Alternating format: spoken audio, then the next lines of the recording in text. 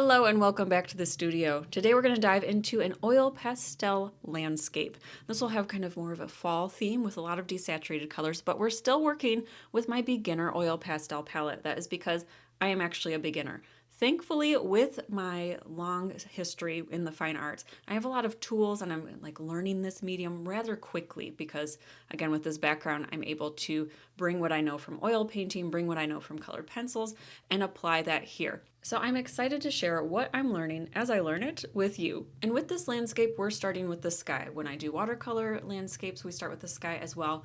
We started with a pale blue in the background, and then I added white over the top of it. This not only lightens the whole thing, but it will give me a good base to mix with.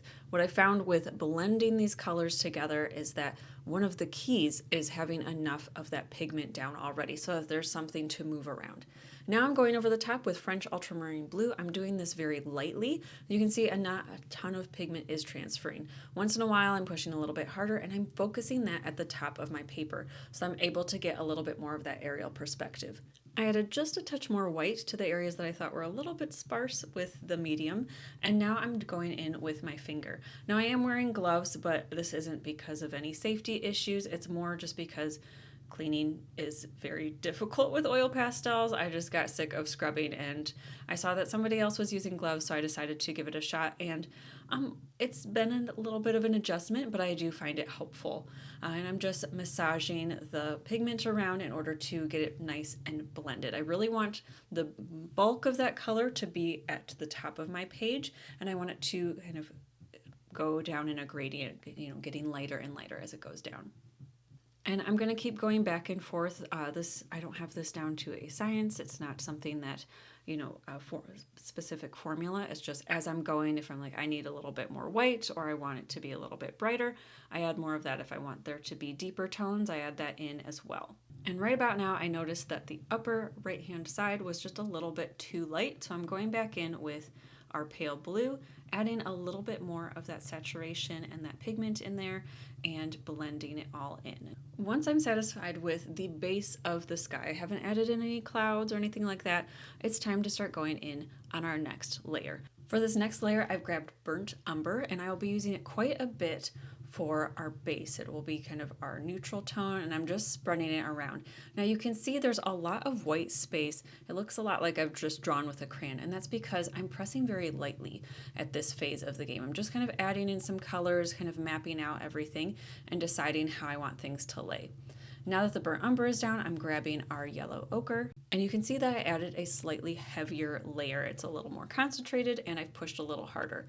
Then over top of that, I'm adding the color that we used for the sky, which in this case is our pale blue, our light blue color. I'm using that to push it backwards into the background. So that'll be kind of a background mountain range kind of idea, but just in order to visually push it back, I'm using the same colors that I would use for our foreground and our middle ground, but I'm adding that sky color to it to give it that aerial perspective. In this case, it's blue. It'll be a little bit cooler, which will visually push it back, and that will just kind of give us this illusion of space on this flat sheet of paper. And now I'm blending it in, as you can see. I really like to use kind of small circular motions when I'm blending. I do this when I am applying the pigment down, and I also do this as just blending it with my finger. I found that it's a little bit easier, and it's actually something that I do with pencil shading as well. Now to get this kind of mountain range or background to be the value that I want it to be, I had to add a little bit of white in there, and I'm just continuing to blend that in and get it to be the value and the color that I want it to be. With this limited color palette with the oil pastels, we are playing a lot with color theory. We're really trying to understand and figure out what's going on. So I wanted to have kind of a more background type mountain range and then one that's a little bit more in the foreground. Spoiler alert, they all kind of end up being the same thing, so you can kind of do that. But I was experimenting with it, trying to see, do I want to have a little bit more depth in here? Do I want a little bit less? Again, they all end up being kind of the same, so don't worry about this part as much. All right, now that we've got our background pretty much figured out, it's time to start playing with the actual color. So we've added the burnt umber, really helped to add a little bit more of our shadows, and the yellow ochre, that kind of golden tone, will help to bring the value down of everything around it. Now the oil pastel that I'm grabbing is lemon yellow, but it was real dirty. And so I cleaned it off on just the foam that comes with the oil pastels. You can also use a paper towel or some bath tissue, or you'll even see me use the palm of my non-dominant hand once in a while. But I've got a real good slathering of that color all over, and now I'm applying, again, another layer. So to lighten this, to give it a little bit more of a desaturated view, because I'm going for something very fall. I want kind of the color of wheat here.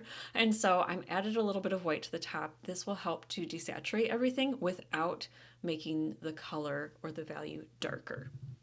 And I'm just blending that in, and we'll continue to go back through and add more details and more color in here. Adding a little bit of that sky tone just to the edges.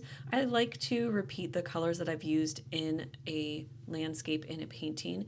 I like to apply it elsewhere, especially in unexpected areas. So you'll see that as a theme. I'm going to be adding the blue in kind of random spots all the time.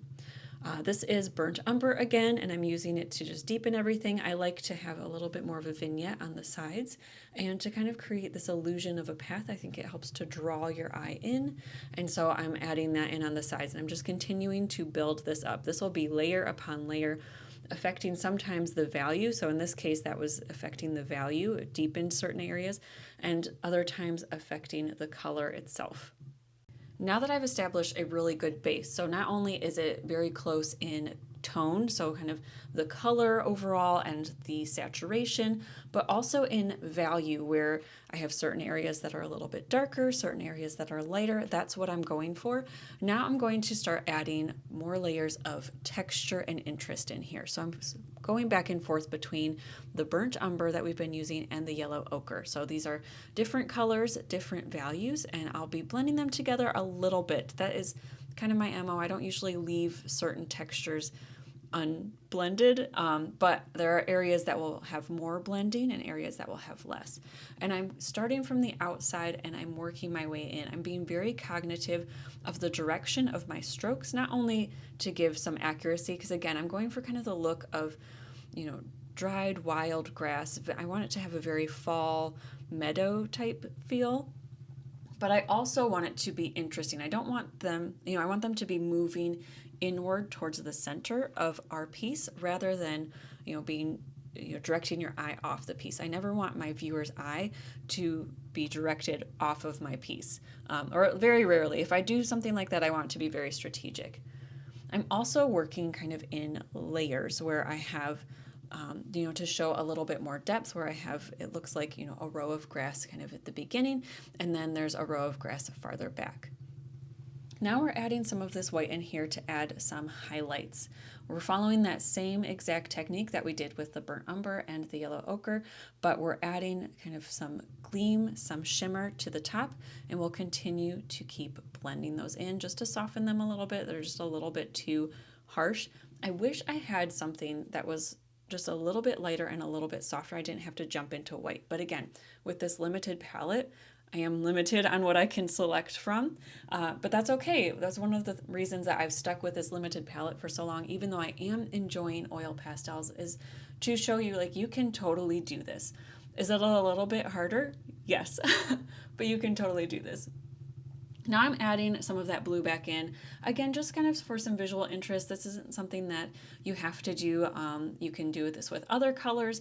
I just, for some reason, was just really feeling the blue. I love the blue contrasting with that kind of honey yellow color that we have, that nice golden tone. And so I just kind of continued to add it in where I thought it would be interesting.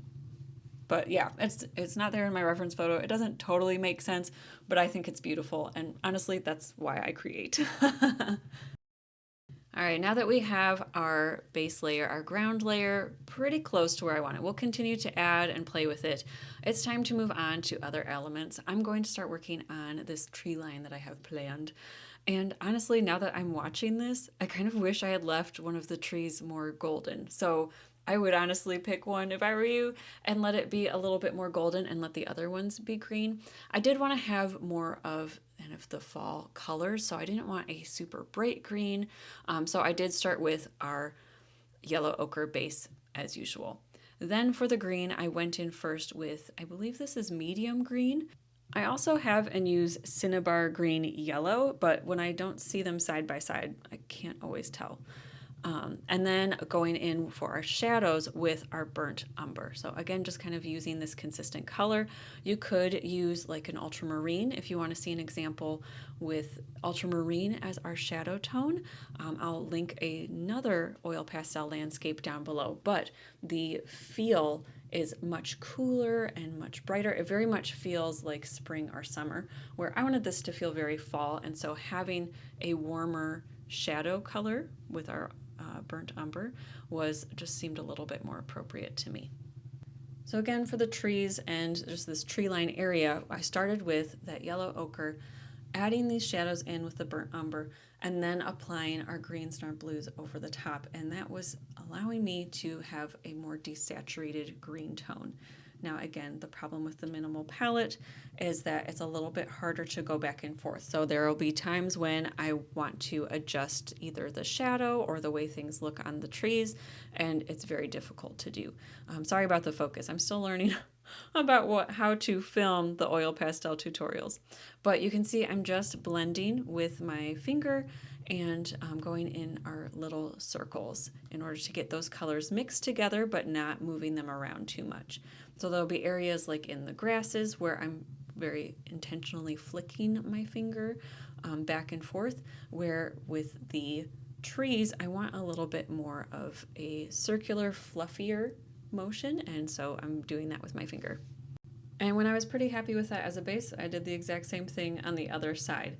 I'm trying to keep my shadows very consistent, so my shadows are going to be on the right hand side, and any highlights that I'll be adding will be primarily on the left hand side, unless I'm trying to like show that there's some movement in the trees, and then I'll adjust accordingly.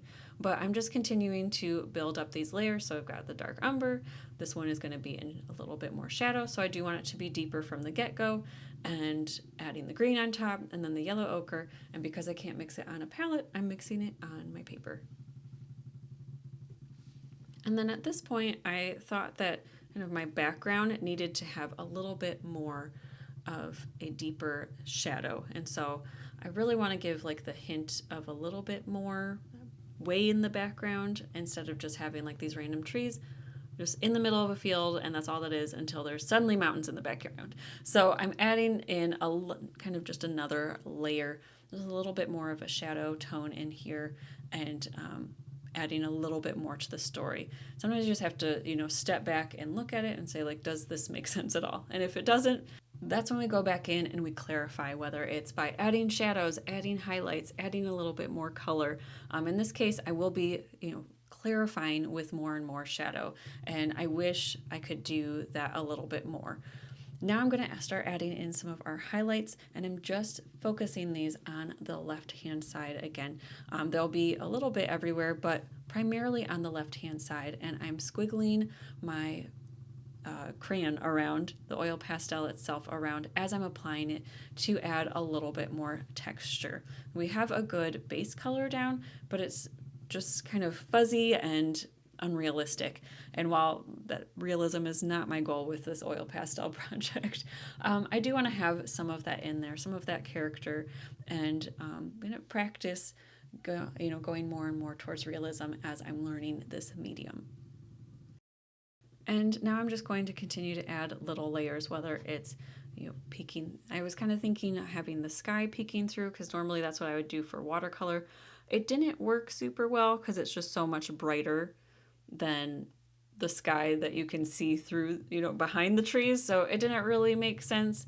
And adding it in here, I'd have to blend the white on top of it. And again, it just kind of would end up being a mess. So I started with that idea and I kind of abandoned it because it just didn't make any sense. But what does make sense is adding more definition. So I'm adding some shadows in here with our burnt umber again, and I'll continue to build those up. So I'm adding it in and then I'll soften it and just try and sculpt out what is going on with these trees. Like we've established, okay, there's some sort of foliage there, but can I add a little bit more understanding? Can I, give it a little bit more clarity so that it's more interesting to my viewers? I even go so far as to start to add like trunks and kind of give you an illusion that you can sort of see beyond the trees. But in order to do that, I had to create a shadow underneath them, but then also some highlights behind them, because obviously if there's a shadow under the trees, but there are less trees behind them, you would be able to see through that. So that ended up being a little bit tricky. I ended up coming through with some of the yellow ochre and the lemon yellow again, and trying to lighten different areas of the ground, both around the trees and then beyond them. That was a little tricky. I would say I had mixed results, but I enjoyed kind of the process of figuring that out. But you'll see I keep adding in. The biggest thing I had to do was add some of those deeper values back in. But it was tricky because look at how bright this green is. So even though it is deeper and richer, it's so bright. It doesn't really make sense there. Yeah, it's a little bit more aggressive in person. It doesn't look too bad in this playback, but in person it was just so bright and glaring. It looked like I had just melted a Crayola crayon over the top of it, and it was a little bit sad. So you'll see I'll go back in again with like the burnt umber and the yellow ochre and just try and deepen it and desaturate it a little bit while making it make sense. But kind of all this going back and forth, that's just kind of what you got to do and how you're figuring out, especially with this limited palette, which again, not impossible to do and actually very enjoyable. This was a very short painting or drawing session, whichever term you prefer to use for oil pastels. Very short, very therapeutic, very fun. I feel like I learned a lot, but there was a lot of back and forth in order to get the colors and the values to be where I thought they needed to be. Now I'm just adding some final highlights and I'm trying to add them in with a little bit more texture and pizzazz. These are being done with the lemon yellow color and I'm trying to keep it pretty consistent. I was trying to show that this one tree is tucked behind the other here on the left, but I don't know how amazingly successful that was. I think in hindsight we were able to make it work, but yeah, well, some things worked a little bit better than others. And now I'm actually using my dirty finger from blending to kind of deepen some of these shadows that we have in the back. So I wanted to get kind of that hint of a mountain or, a field way in the background, give it a little bit more oomph. And so I was using what I already had on my finger from blending the trees to just deepen everything. I also like kind of the continuity that adds. I'm adding it to something that has white underneath it, and so it worked out pretty well. And just like that, we were done with this little study. Normally, I don't share my studies on YouTube, but because I'm kind of learning this, and I've heard a lot of you are also trying to learn oil pastels or even soft pastels and would like some just really basic tutorials to follow that aren't like elementary in product. And so I decided to start sharing some of these. I hope that you found it helpful, that you enjoyed it. If you did, or if there was something in particular that you really enjoyed about this tutorial, I'd love it if you'd let me know down in the comment section down below. If you would like to share your results with me, you can send it to my email or you can tag me on Instagram. And if you did enjoy this tutorial, don't forget to give me a like and hit that subscribe button on your way there. I hope that you are having a wonderful, wonderful day, and until next time, happy drawing.